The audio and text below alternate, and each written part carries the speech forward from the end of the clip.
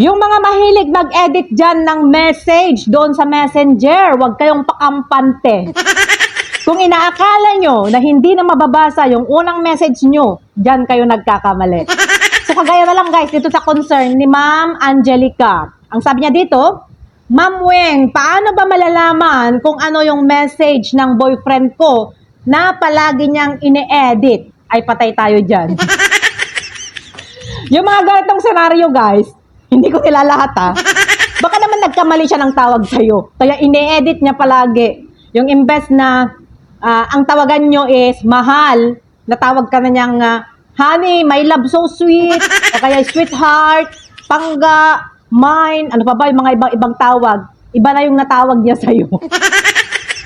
Joke lang ha. Baka naman maniwala ka at awayin mo yung boyfriend mo. Nagkasala pa ako. So kung ine-edit niya yung message niya sa'yo, makikita mo pa rin naman kung ano yung unang message niya na nung hindi pa niya na-edit. So kung gusto mong malaman, sundan mo lang ang video na ito. So ang una natin gawin guys is buksan lang natin ang ating Messenger account. Tapos, buksan lang natin yung conversation ng kachat mo o yung jowa mo o yung asawa mo.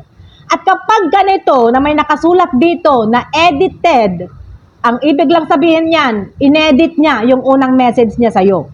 So para makita mo kung ano ba yung unang message niya sa'yo at bakit nga ba niya ine-edit ito, kung nagkamali ba siya ng spelling or kung nagkamali ba siya ng tawag sa'yo, tingnan natin kung ano yung ine-edit niya. So para makita natin guys, pindutin lang natin itong nakasulat na edited. Yan.